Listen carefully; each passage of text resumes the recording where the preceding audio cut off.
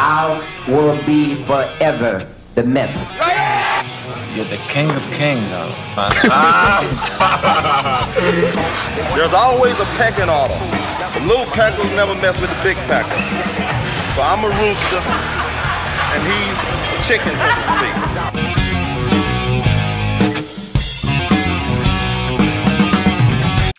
All right, welcome back to the Bodybuilding Legends podcast, and I have one of my favorite guests this week, Jerry Brainum, and we are going to talk about, we're going to go 50 years back, 40 years back, and 30 years back, Jerry, just like we did last year, because this is the end of now 2019, and before we go to the new year, we're going to celebrate bodybuilding in the golden era, the old days. So we're going to talk about 1969 first. We're going to go 50 years back from this year. And the first thing I want to talk about, Jerry, is, of course, Arnold versus Sergio. This was the first year in the Mr. Olympia where Arnold and Sergio met. So Sergio was a two-time Mr. Olympia. Arnold was the new guy. He was only 22 years old. And so Sergio and Arnold met in New York, and Sergio beat Arnold. It was one of the few. Sergio, of course, was one of the few guys to beat Arnold. But let's talk about that first. What do you think about that? Well, first of all, let me ask you, if I remember correctly, wasn't there only two guys in the show, Arnold and Sergio? That's it, right? There was nobody else. Yeah, I think you're right. Yep, just those two guys. There was only two guys. So, yeah. Well, I could tell you that I knew Arnold. You know, I met Arnold about, a week or so after he got to the United States. Yeah. And I remember when Sergio won the 68, I believe it was, Mr. Olympia. You know, I was in Vince's gym. Arnold was still in Vince's gym. He had just gotten the United States. And I just gotten the issue. You know how you remember how we always used to wait for the magazines to come out? There was no internet, no nothing. That was our source of information. So Iron Man just came out, and they had a picture of Sergio winning the Olympia, and you know he was in that pose like this with the arms out like that. Yeah. You know, his great lats and the tiny waist. And I showed it to Arnold. You know, and I said, Arnold, what do you think of Sergio here? And I remember Arnold saying to me, unbelievable. And this is 68. He says, unbelievable. He says, nobody can ever beat this guy. That was his exact words. I still remember that. Yeah. And here he is a year later. My point being, I think that in 69, Arnold might have been a little intimidated by Sergio. In other words, I think at that time, if I remember correctly, Arnold became this really super confident guy, which he still is today. Yeah. But when he first got to the country for the first, let's say, 2 years, I'd say from 68 to 70, he was still intimidated by a lot of things. He wasn't quite the confident guy. I mean, I'll give you an example. At Gold's Gym, you know, I was talking to Arnold. I was doing deadlifts, I remember correctly, and somebody across the gym laughed and was looking in Arnold's direction. Now, he wasn't laughing at Arnold, but Arnold looks at, you know, his face gets a little angry. And he says, what the hell is this guy laughing at? He's laughing at me. I said, no, Arnold.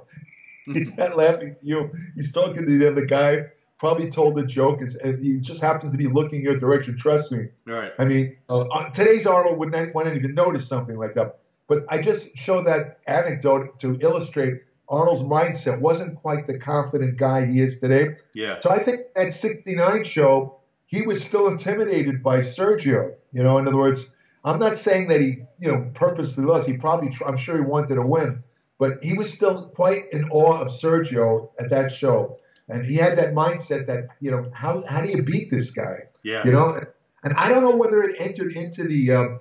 I don't know. Have you seen any actual footage from that show of the two guys posing or I don't think I did. No, I don't think anybody filmed that. I've never seen any either, so I don't know Arnold's demeanor on stage. Yeah. What was the year that Arnold and Sergio were posing together, and Arnold, you know, they were doing a pose down, and Arnold says, "Okay, let's leave now." And Sergio, remember that? Yeah. Sergio leaves the stage. Arnold stays there, and continues to pose and wins the kind. Was that 70? I don't remember. That was 70. Yeah, that was 1 year. That was when Arnold beat him.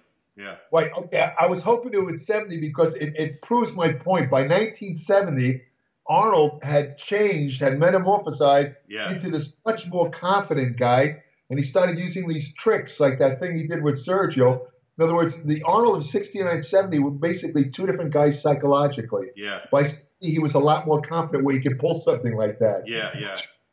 I mean, they even showed that in a movie, I believe, they made about, what was it, Joe Weider's life story. Bigger, they showed that scene. Yeah. They recreated that scene. It was Sergio Oliva Jr. playing Sergio. Right. That was hilarious. Though. Yeah. Let me think. I don't know. I don't think I was at that contest in '70. I don't think I was there. No. Yeah. Okay. I was, but I remember when it happened. It was a big thing in bodybuilding. How Arnold faked out Sergio.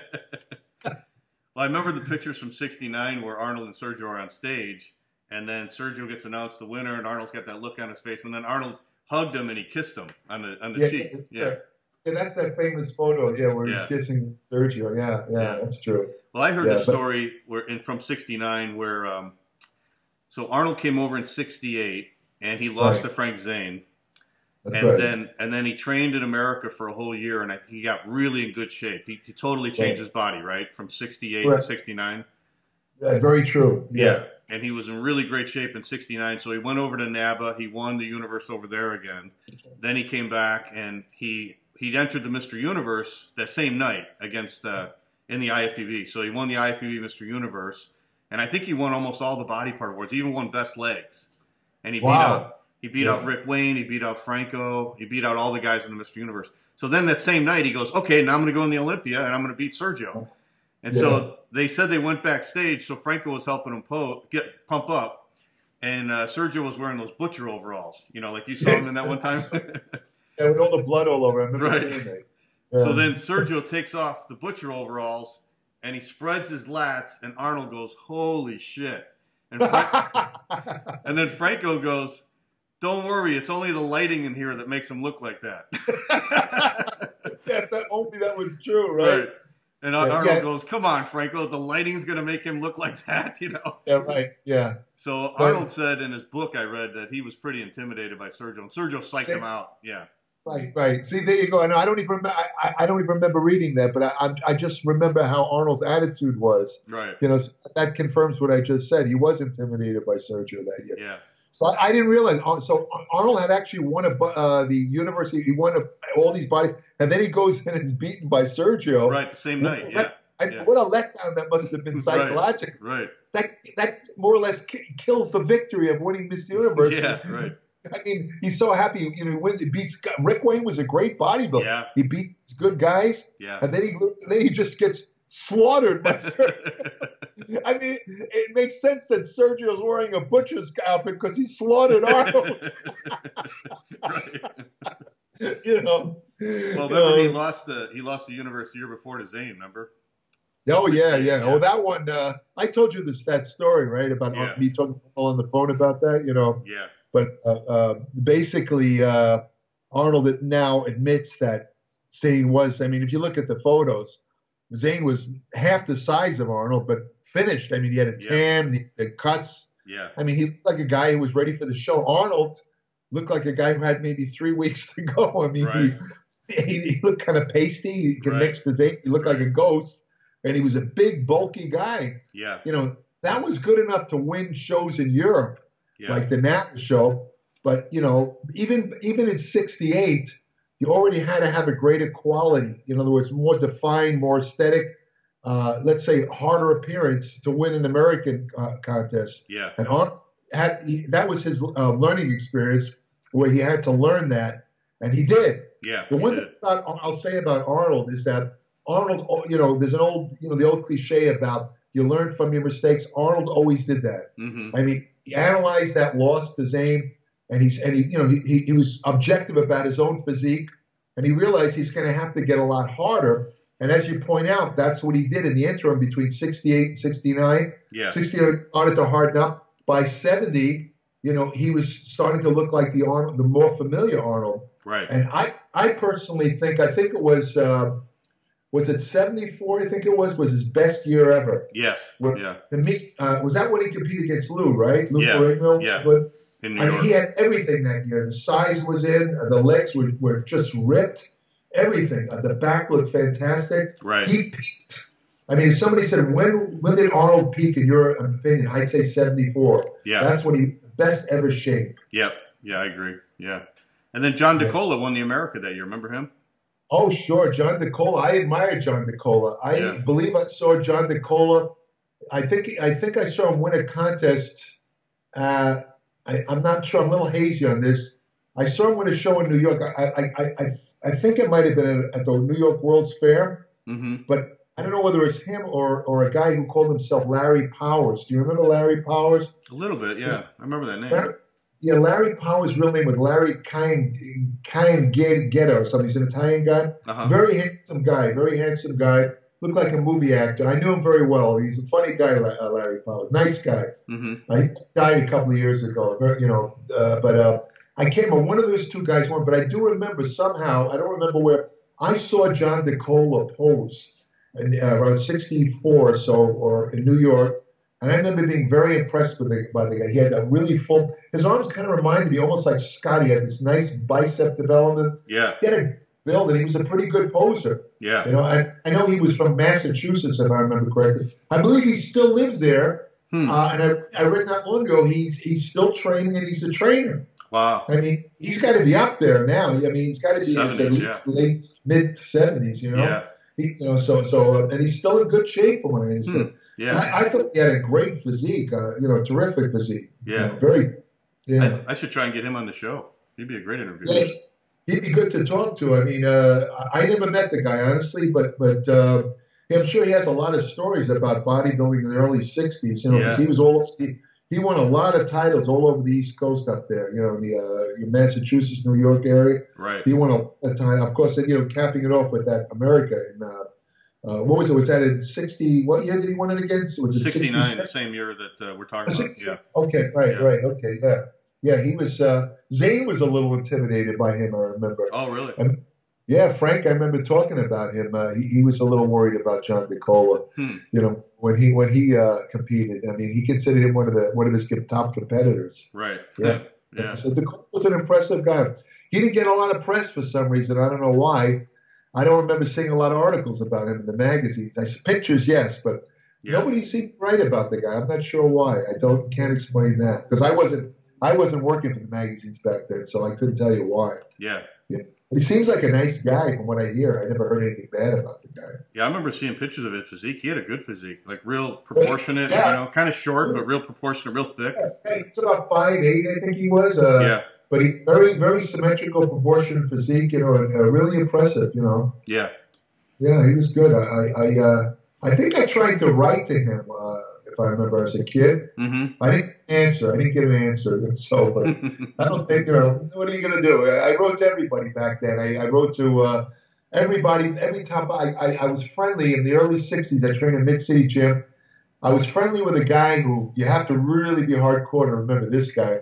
He was the editor-in-chief of Muscle and Fit. It was called Muscle Builder, not even Muscle and Fitness. Right. It's John Twitchell. Do you ever hear of a guy named John Twitchell? Yeah, I think it sounds familiar. I never read any of his articles, though. Yeah, he was a tall guy with glasses. Okay. And he trained at Mid-City Gym because Weir was still in New Jersey at that time, so he trained at the gym. I used to talk to him. I got friendly with him. I remember he used to wear the cut-off, sweatpants like Arnold would wear. Yeah. And he had huge calves. I remember I used to ask him, how'd you get those calves, man? He said, I was born with them. I remember him telling another guy with genetic calves. Right. But he was a very smart guy. You know, he wrote under another name, Carl something. I can't remember his pen name because he did some stuff with Perry Rader, who had Iron Man. But through my friendship with this guy Twitchell, I got the addresses of all the top bodybuilders in the world, all of them. Larry Scott, Bill Pearl, Red Hart, all of them. So I was 14 years old.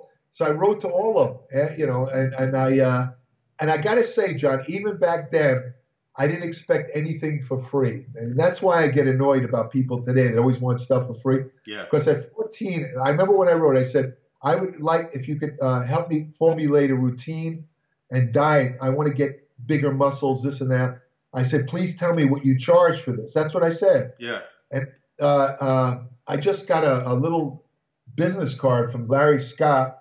It was on Vince's Gym business card. And I think it said something about $25 or something like that. I don't remember exactly the price. Everybody ignored me except Bill Pearl. Bill Pearl answered me, and I had a correspondence with him that went on for like 2 years. Wow, that's great. And when I finally met him, he came to New York in the mid-'60s to pose at Dan Lurie's guest pose at one of Dan Lurie's contests.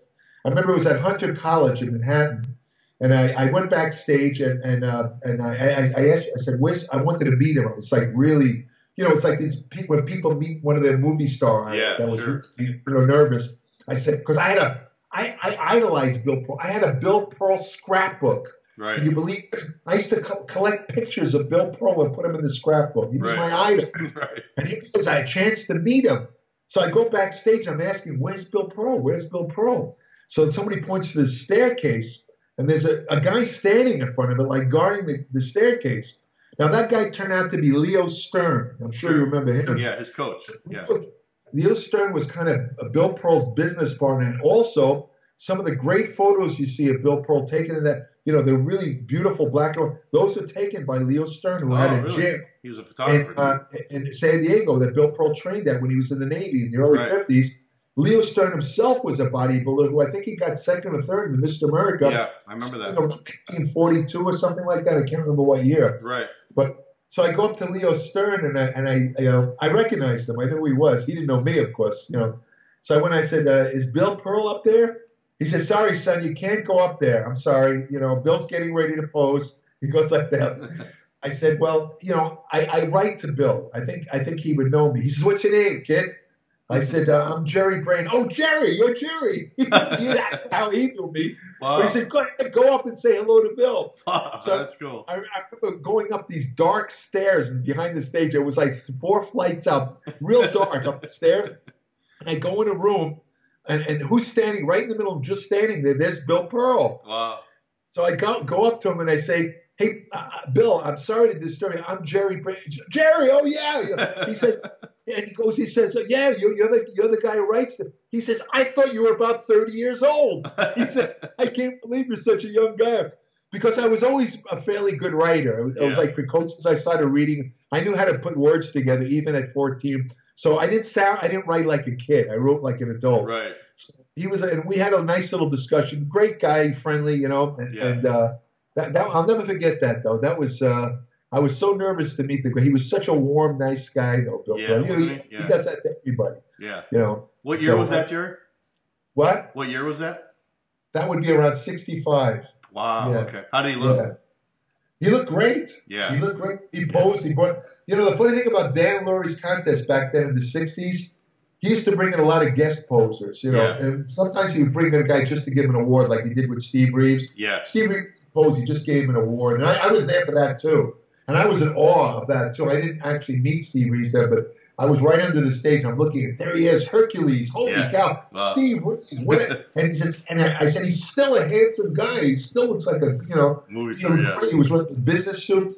But, the way the audiences were in New York, you probably heard this, they were merciless. Mm-hmm. If you showed up to pose, whether you were in the contest or as a guest poser, if you were in good shape, you brought the house down. Larry Scott, 20-minute ovation when he won the Olympia. We talked about that. Yeah. There was one case, though, where I'll never forget this. I still feel bad after all these years. It was a famous bodybuilder. This guy beat Bill Pearl in the 1956 Mr. Universe, a guy named Jack Dillinger. Yeah. He was about 5'6", blonde guy, big legs, known for his legs, kind of like an early version of Tom Platz, right? Okay. He won the Mr. America too. I can't remember what year it was. It was the late 40s, 49. I don't remember, but he showed up. He was also. I admired the guy from the magazines. Jack Dillinger, wow, Mr. America, Mr. Universe. He's going to pose at the Larry show. I was in the audience. Sadly, Jack Dillinger was not in shape when he posed. He came out and I think he had one of those swords he was posing with. Yeah. I tell you, John, it was sad to see. He had like fat hanging over his posing trunks. Oh, wow. He looked like a guy who hadn't touched a weight in 6 months, seriously. Yeah. And he had some muscle mass, but man, and he was pale, because he's a blonde guy. Right. He didn't bother to put on any skin coloring. And with the light on him, he looked like a freaking ghost under the lights. Yeah. He looked like a ghost Casper posing with a sword. Yeah. but they booed the heck out of the guy, and even as a kid, I felt bad. I'll never forget. I could see Dillinger's face. He was hurt. Yeah, it hurt. Later on, the guy committed suicide. I heard. I hope it wasn't the match. Oh, no kidding! I didn't know that. Yeah. That's what Don Ross told me. Don Ross knew him well. He trained at his gym in Northern California. Yeah. I don't know if it's true or not, but I'll never forget the way the New York audiences, boy, I'll tell you. They did it to Dennis Tenorino, a good friend of mine. Yeah. Dennis posed, I think, on one of the Laurie shows. Also, not as bad as Dillinger, but he wasn't, he wasn't in top shape. They booed Dennis. Jeez, wow. But Dennis, being from New York, he knew how they were, and he just laughed it off. It didn't bother him. He knew that. There was another guy. There was one other guy. I can't remember his name. He was like a second-tier bodybuilder. He won a lot of shows in the 40s and early 50s. He also came out with a sword. I don't know what the deal with the sword was, but anyway. I mean, today they come out with one of those light lasers from Star Wars. Right.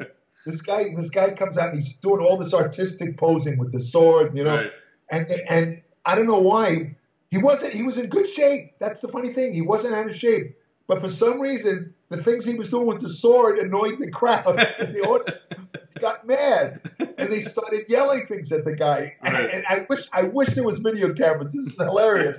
I'll never forget. The guy takes the sword. Picture this. And he slams it into the posing platform so it's standing upright, and he yells to the crowd, "If you think you can do better, you come up here." I'll never forget that. Oh, God. What happened there? The audience gave him a standing ovation. They liked it, right. Oh, man, that would have been a great video. I'll never forget that. Hilarious. That was so funny. Yeah, I did a show with... we did a podcast with Wayne Galash from Australia about a year or so ago, and we were talking about all the NABBA Universe winners, and we talked about Jack Dillinger, and I think he was the only guy to ever beat Bill Pearl in a contest. Well, Bill Pearl lost when he first started competing in San Diego. He was still in the Navy. Yeah. I think he lost one local show to another guy. Okay. But after that, no, that was the only other guy. That's true. Yeah. No, nobody outbeat him after Jack Dillinger. I was impressed with Dillinger's physique. For that time, he was really a thick, big guy. Oh, very thick, very thick. Yeah, he had big legs. If you look at photos of him, they weren't shredded, but they were big. Yeah. He was a shorter guy. I think he was only about 5'6". Yeah. But he had packed on a lot of mass, and when he was in shape, he had the abs. Yeah. He had a nice physique when he was in shape. I can't explain what happened there in New York. I don't know the guy. But I as a fan of bodybuilding myself, I hate to see that. Yeah. I hate to see when a guy who's a great bodybuilder, it's kind of like in boxing. You see a guy like Muhammad Ali, such a boxer, stays in too long and gets beaten by a guy who he could have beaten the crap out of when he was younger. Yeah. It's just sad to see it. It's almost hurtful to see something like that. Right. But that's the way I felt about Jack Dillinger. Hey, let's talk a little bit about Sergio in '69, because that was probably, he had to be around his peak then, And I think everybody probably would agree that he was probably the best bodybuilder in the world that year, right? Oh yeah, Sergio. Well, what's it? I think it was Rick Wayne that dubbed him the Myth. Yeah, because he was just unhuman, his physique. Yeah. I mean, this guy, the tiny waist and all that. Yeah, he was. He got considerably bigger. Right. I remember when he first showed up from Cuba. What was it? Around 64, I believe it was. I think it was 64. He showed up. You know the story with him. He was Olympic weightlifter in Cuba. Wasn't even a body. They didn't have bodybuilding in Cuba. He was an Olympic weightlifter. He went to the Pan American Games, and Castro was still, controlling Cuba. Yeah. And he wanted to escape. So he was at the Pan American Games. He took off. Right. And he wound up in Chicago. And he wound up training at the, what was it called? Was it the Duncan YMCA? Yeah, Duncan YMCA with Bob Guido. Yeah, but if you look at photos of him, when he first showed up, he competed in the AAU shows, and he just couldn't win. I mean, he won some local shows, but when he went into America, he'd always get beaten. Yeah. And he had hair back then, which is funny. So he had, I don't know whether he wore a wig or that was his real hair. I don't know. Real hair, yeah. I have to ask his son that next time I see Sergio Jr., because I always wondered about that. Yeah. Because like 2 years later, he had no hair, But anyway, the thing is that the real insulting thing came in the 65 AAU Mr. America. Sergio enters, and he was starting to get bigger. He started to get that crazy, freaky look. Yeah. See, when he showed up, he looked great because he had the small waist, the wide lat. but he wasn't that big. Right. But in the interim between, let's say, 64 and 65, that's when he really got into bodybuilding. You know, stopped the weightlifting. He had those big legs and doing all those snatches and weightlifting. Right. So he got, Bob Guida, who was a friend of his, basically showed him how to do bodybuilding. Right. And, his physique improved tremendously between 65 and 66. So, I'm sorry, 64 and 65. So he had this 65 Mr. America, which was held here in L.A., and he goes up against a guy named Jerry Daniels. Mm-hmm. They had a lot of top guys in the show. But he goes, John Bailey was in that show, who later, of course, was the publisher of IFBB. This guy, Jerry Daniels, was a blonde guy from Tennessee somewhere. Okay. The best way to describe him, he had a physique that looked like a swimmer. So he had no real definition. He had fairly nice bicep, but nothing else. And here we have Sergio with this freakish physique. He had the big bicep. He had the gigantic sweep on the leg. And Sergio, what did he get, like fourth? I don't remember. He didn't even come close to winning. Let me look. I'll look it up. I got the computer right in front of me here. Yeah. Look up the 65 America. I don't know. I think they gave him the most muscular award, though. Yeah, I think they did that a couple of years in a row. Yeah.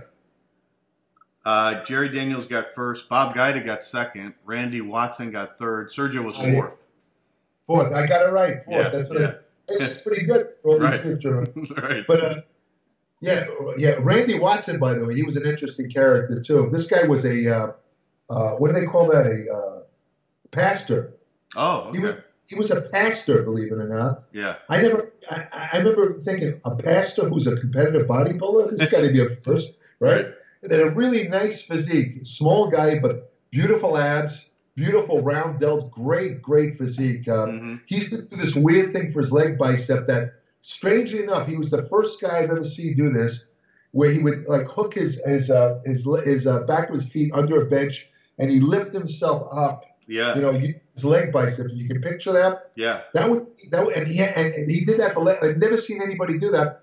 Later, many years later, they created a bench to duplicate that exercise, the glute ham bench. Right. And I'm thinking, my God, Randy Watson was doing this like 40 years before this bench ever came out. Wow. Just another example of how bodybuilders are avant-garde. They're ahead of everybody. Right. They invent stuff. Sit-ups, low-carb diets. I mean, this is hardly a dumb population. I mean, we're way ahead of the curve here, you know what I'm saying? Right.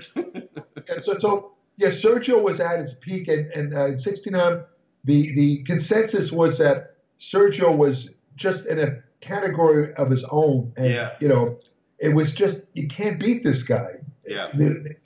He had everything. You couldn't beat the guy. So, that's about – so Arnold, of course, tried. Yeah.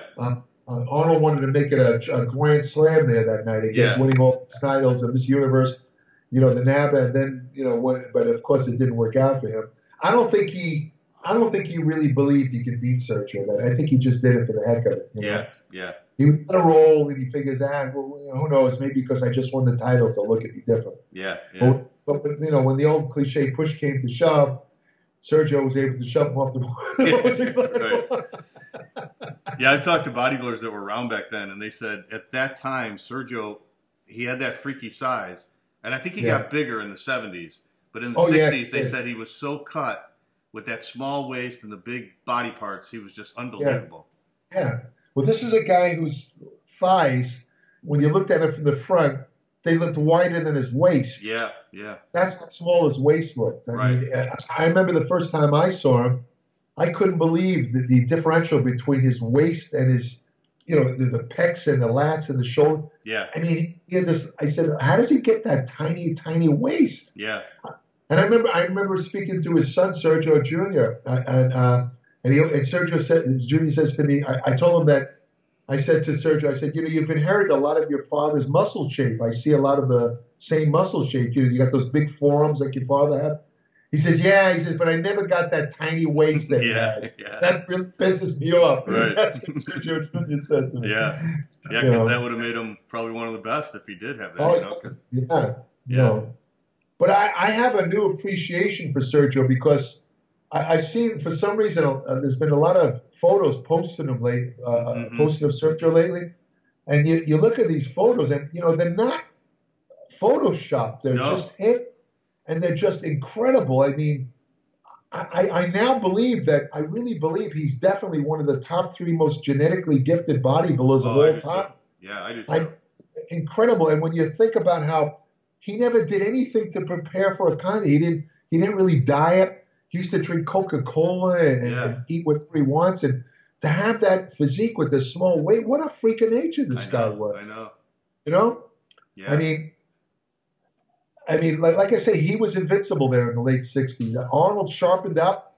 And, and of course, we talked about, I think we already talked about the 72 Olympia, I believe it was in, what was that name? That German town, I can't remember the name. That's in Germany. Essen, yeah. That to me, I know they consider the 80 Olympia to be one of the most controversial, when Arnold won in Australia. Yeah. But to me, in my mind, the most controversial, well, there's 2.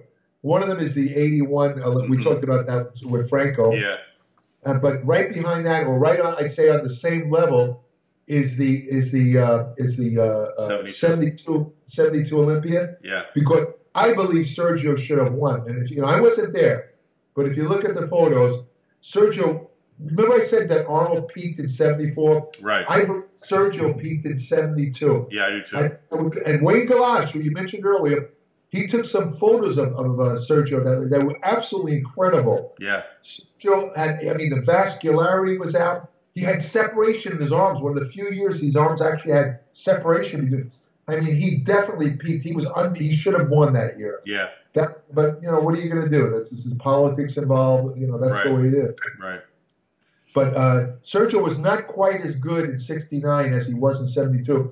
But he was pretty close to it. He was in shape. Yeah. I don't think anyone would, and I don't think anyone would complain about Sergio winning that year against Arnold. Oh, no, I don't think so either. Arnold, I think even Arnold himself said he thought it was a wipeout, Wait a minute. Correct me if I'm wrong. In 67, wasn't that the year that Sergio won? Because there was nobody else in the show. It was 68, the year after. Was that 68? Yeah. Okay, that was the year that I showed Arnold. He was unopposed, yeah. Okay, that's the one where I told you I went up to Arnold with the photo. Yeah. Okay, could you imagine all these top pro bodybuilders, and they're so intimidated. This gives you the power of Sergio. Yeah. They're so intimidated by this guy that nobody shows up to compete. I know. By default. Right. Has ever happened in any other Olympia? Ever? Except 71 when Arnold won unopposed. Oh, I didn't realize that. Okay, I didn't realize that. But Sergio and Franco both wanted to compete that year, but they got suspended because that was the year that Weider started. He said if anybody competes in any other shows besides the IFBB, then we'll suspend you. And Sergio competed against Bill Pearl, remember, the week before? That's right, yeah. So then he went over to Paris. He went over to Paris to compete, and they said you can't compete. So I guess he guest posed.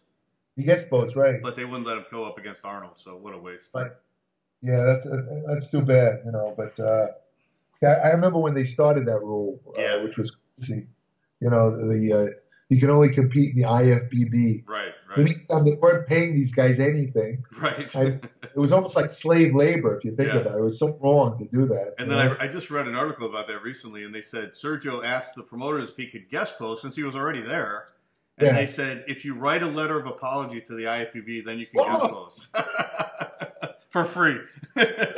Talk about adding insult to injury. Right. Can you imagine?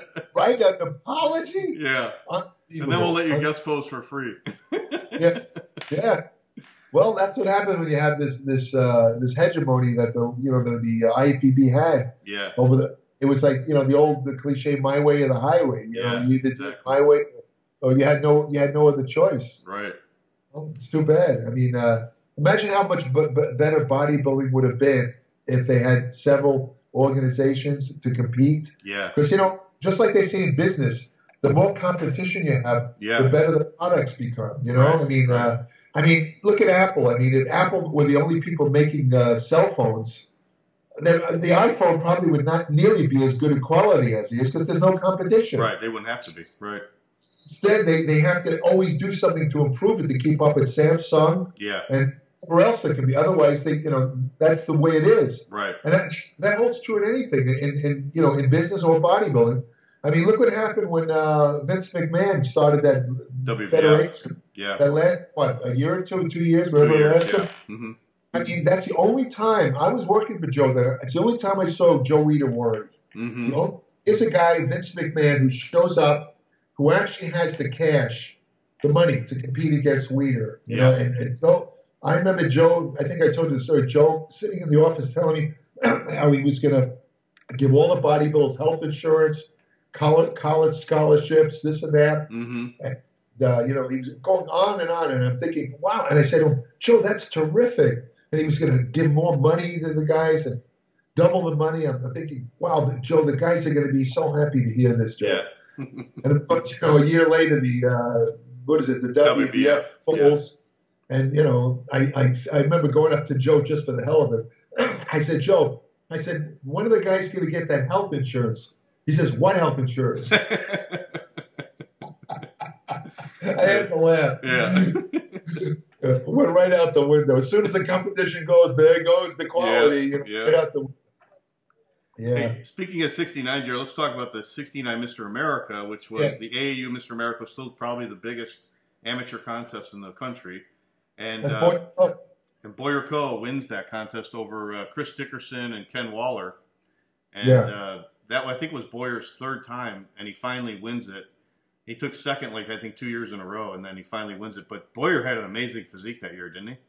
Oh, yeah, tremendous. Is that bicep. He had a split bicep, tremendous bicep. You know, he had the calves and stuff like that. Yeah. Around that time, Boyer was, people were asking about his calves because his calves are really good. And he started to promote this kind of weird shoe. I don't know if you remember this. Oh, yeah, I remember that, yeah. It almost looked like, you know how they have the artificial limbs of people where they had their leg removed? Right. Flex Wheeler will probably be getting one of these pretty soon. You know, it basically allows you can even run with these things, these artificial limbs. It's kind of like I don't know how to describe, like a piece of metal, you know. But the thing is, his thing was like, it was like a regular sneaker with this thing underneath it that caused you to more or less walk on your toes most of the time. Yeah. And he gave that a lot of credit for his calves. But it never caught on. Nobody ever believed it. It just never got. It was like one of those rockets that you see taking off where it just right. It crashes right into the ground. Never took off. Right. So, yeah, Boyer. He was in great shape that year. You know? Yeah. Chris Dickerson looked good too. You know. Yeah. And I know Ken Waller pretty well too. You know. Ken Waller, I don't know if it was that year or the next year, one of those 2 years, Ken Waller approached me, and he wanted to go compete back east in the AAU America, but he wanted to he had a reduced airline fare. Okay. So what he did is he borrowed I was going to college then, he borrowed my student ID, and you know, and he used that to get an airline ticket for himself to fly to this America contest, right? And I was thinking, what if that plane crashes? Could you imagine? You know, my mother's in New York reading the newspaper, and she sees your name one of them is Gerald Brainum. You know, I mean, and she has to give her a heart attack. But you know, the thing that really kind of really, I have to say, it pissed me off is that right after that, Ken Waller comes back and gets married. He gets married. He invites everybody. Arnold was there, Franco, just about everybody. I think Rick Drayson, everybody from Gold's Gym was invited except me. Wow. He didn't invite me. Wow. Now, I'm thinking maybe he forgot. I don't think it's I mean, we didn't ever get in a fight or anything. Right. You know, we didn't get in any argument, but I was really hurt by that. Yeah. But I'll tell you how he made up for it. About 3 years later, I had written courses for a guy. I don't want to mention his name to embarrass him, but I wrote some training courses. Remember the guys used to sell training courses? Yeah. I just wrote some training courses for a top bodybuilder. And we were talking in Gold's Gym, and I said to the guy, hey, man, could you pay me some money? It's been like 5 months.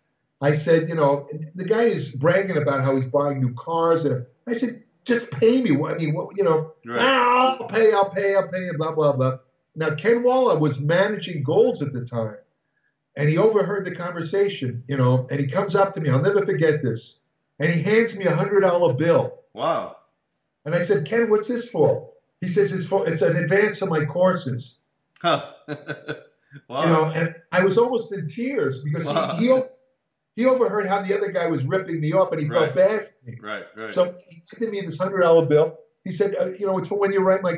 He never asked me to write his courses. He just gave you the money. You know? Yeah. Yeah, he just gave me the money. I mean, and I said to myself, okay, I'm going to forget the wedding invitation. And that doesn't mean crap now. Right. He's a good, as far as I'm concerned, he's a good guy. You know, right. Completely let it go, you know. And then the NABBA Universe that year, Jerry, I want to read some of the guys that were in that in 69. All right. Boyer Coe goes over after winning the America. He wins the overall at the NABBA Universe. Right. In the medium class, Boyer beats out Roy Callender, who was in second, and Albert Beckles in third. And then in the short class, Franco wins first.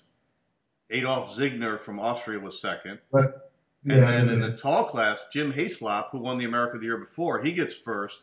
And Frank Richards from England gets second. So that's an all-star lineup there, isn't it? Oh, sure. Oh, yeah, absolutely. I remember this guy, Ziegner.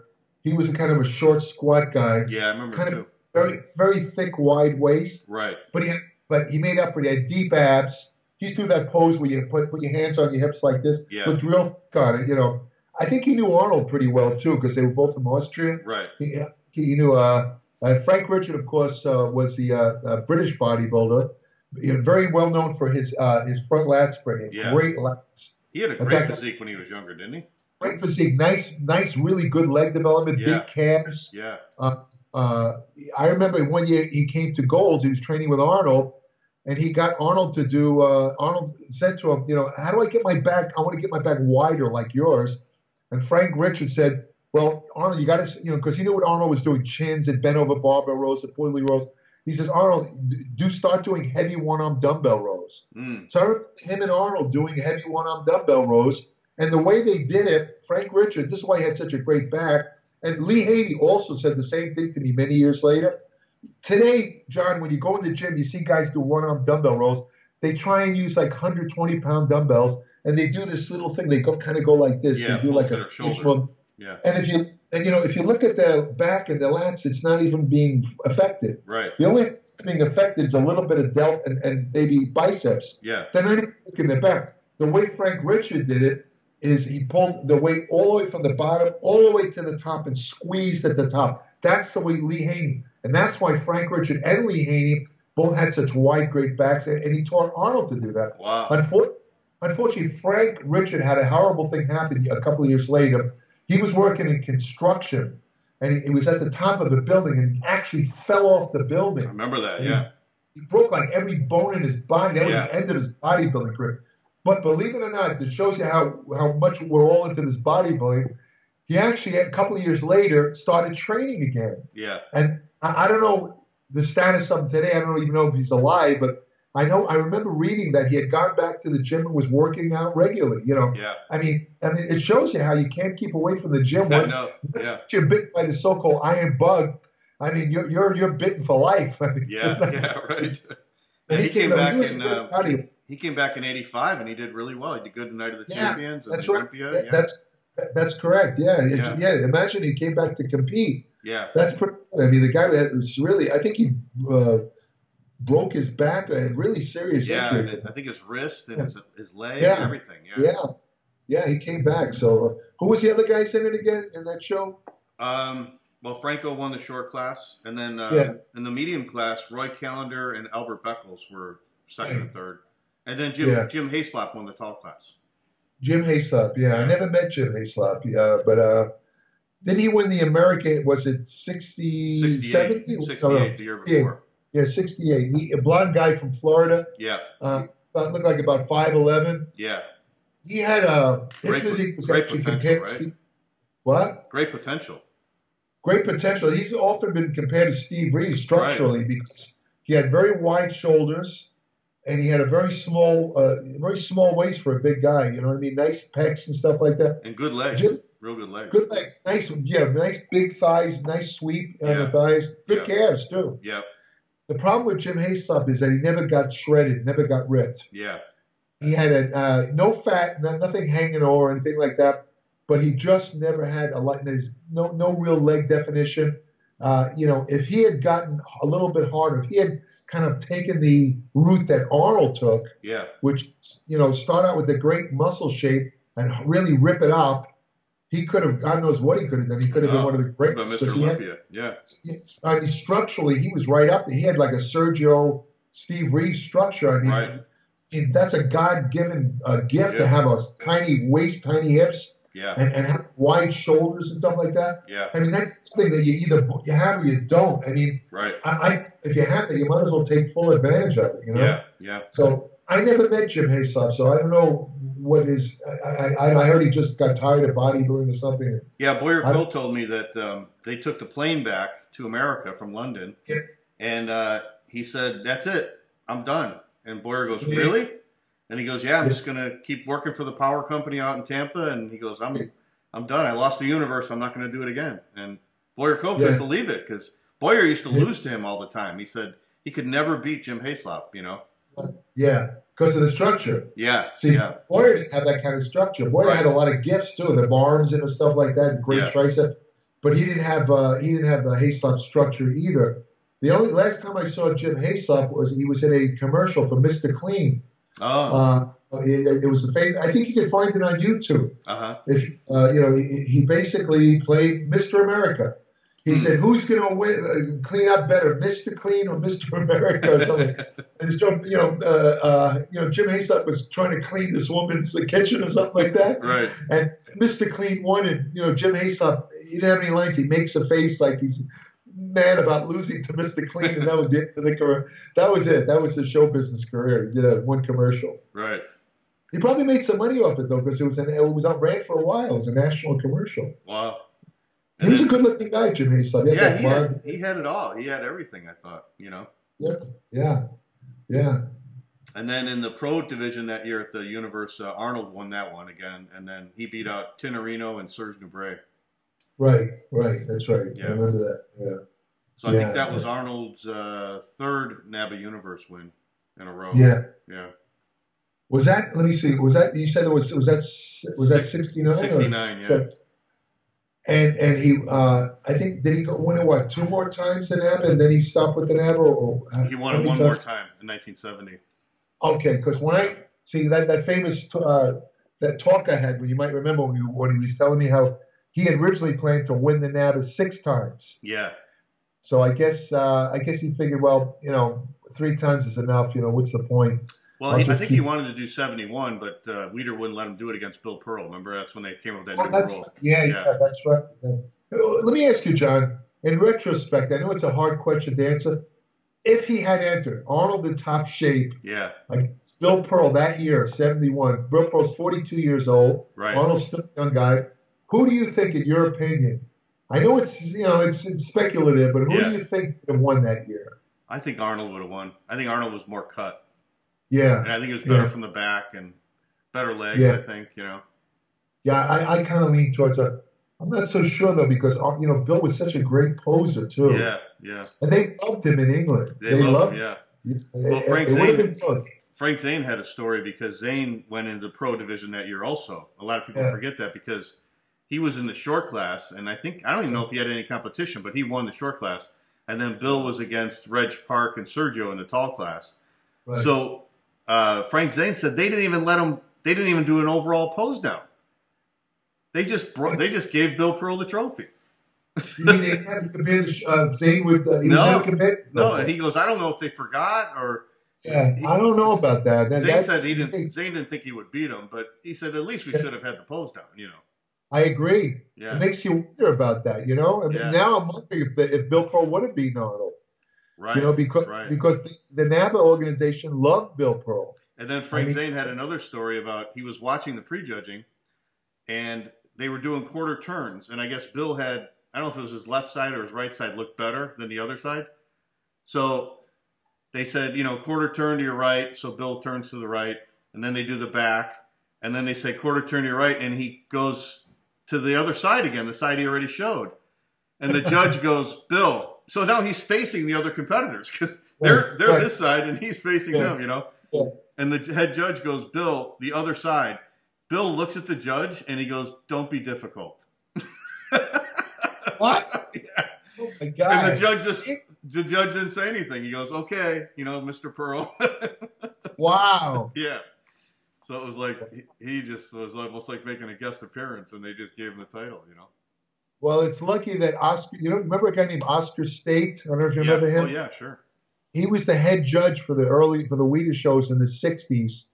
Many shows, all the famous shows in the '60s. I don't know, maybe all the way through the '80s. I don't remember when he died, but Oscar State, you can never do that with Oscar State. Right. If you tried that, he had that English accent. He was a British guy. Yeah, little Oscar, guy. Yeah. Oscar State would say, "I'm sorry, Mr. Pearl, but we do have rules here. You will have to adhere to the rules or you will be disqualified." That's what he would have said. And Bill Pearl, believe, would have had no choice. That's a perfect imitation. That's exactly how he sounded. Right. He's lucky that Oscar State wasn't there because Oscar was a no-nonsense guy. I remember seeing Oscar State in the 70s when I used to go to the Mr. Olympia in the late 70s, And Samir was in the Mr. International one year. And you remember Samir, he was so hyper. He couldn't stop flexing. They were in the relaxed pose. He's always. And Oscar State kept yelling at him, "You have to relax. You have to relax." And the audience was even laughing because it was so funny, It reminds me of a contest. I think it was one of I don't remember either whether it was a world championship, IFBB or Olympia. I can't remember. When they were supposed to be standing relaxed on stage. You remember how the guys are all lined up? Yeah. And the guys are all like this. Right. And the judge said, "Relax, relax." So the guy goes like this. So they're all like that now. I mean, if you compare bodybuilding back then to how they are now, everybody used to just be relaxed. They used to stand there and just be relaxed. Relax. Yeah. I mean, look at the guys. Look at the photos of guys in the '60s and '50s. They were literally relaxed. I mean, they just. I mean, their arms with. I mean, these guys feel like this. Yeah. And when that contest, when the judge yelled out, "Relax, relax," the audience got hysterically. They were laughing their head off. It was like a comedy. Right. The guys just couldn't relax. It was amazing. Well, the bikini girls now come out like this, Oh yeah, they come out like that too. Yeah. What gets me about the bikini girls though is how when they turn to the back, they stick their butts in the air. Yeah, they'll do it. And every time I see that, I think of Ben Weeder because Ben Weeder. There was a time you got to remember this, John, when the female bodybuilders, the hardcore. This is when they had the hardcore female, but. They started doing this pose to show their leg hamstring definition. The when they pose. literally bend, turn away from the audience. Yeah. Bend like they're mooning the audience. Right. The moon pose. Yeah. Right. And Ben Weeder thought that was absolutely obscene. Yeah. And he banned it. Yeah. And he made a statement that any female competitor that does that is going to have points taken off. Right. And a lot of the girls protested. They said, "We're not trying to be lascivious here. We're trying to show we worked hard to have this definition." Right. Because, see, one of those bathing suits where you can actually see not only the definition of the hamstrings, but they had striations in their glutes. Yeah. Which, if you know anything about female physiology, is absolutely amazing. Yeah. Because the hardest area in the female body, bar none, to have muscle definition in. The female body wants to store fat there. Right. And to get that hard, it's hard enough for a guy. Right. But for a woman, I mean, so when people asked me about it at the time, I said, I don't think there's anything wrong with it. I mean, they're trying to show the definition. I mean, but, what can I say? Ben Weed is a prude. What can I say? There was nothing. I don't think anyone really, maybe some crazy guys in the audience might consider that sexual. Yeah. To me, I saw muscle. Right. That was just muscle these girls had. Jeez, Yeah. I never had a cut butt like those girls had. No, me neither. I never had that. My God, jeez. Right. I was impressed as a guy for crying out loud. Right. I remember Bill Dobbins. Bill. Sure. He's going to get an award at Muscle Beach this year. By the way, okay. He's a Muscle Beach Hall of Fame. Anyway, I remember there was a Flex. Remember how Flex used to have? They were trying to get like the Playboy. They used to have fold-outs. Yeah. Of basketballs. He had. They had a photo one month of. I was on the plane going to a show with Bill Dobbins. I had the magazine. I opened it up, and this is Debbie something or other. I can't remember her last name. A female bodybuilder at the time. and she was lying on her side nude. She didn't have anything on, you know, and she was just lying there and like flexing her arm like this, you know, from the side. Right. And she had the striations in her, you know, her behind it was pure muscle. Yeah. And I said to Bill, he was like in the next seat. I said, Bill, no offense, but I mean, this isn't even sexual. I mean, it's the first time. I remember I said, this is the first time I saw a nude woman, and there was no sexual feeling at all. Yeah. And he looked at me, Bill, and he says, "You're not supposed to. It's not supposed to be sexual." I